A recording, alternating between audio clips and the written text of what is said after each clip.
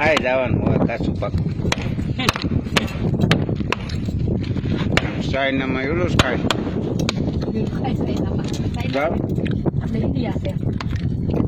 આની ઇન્ડિયાની એળો ગુણ કર્યા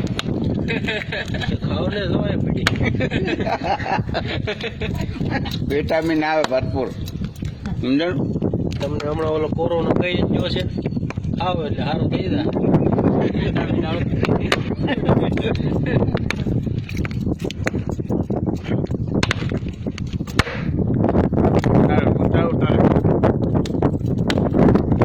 ઉતારવું છે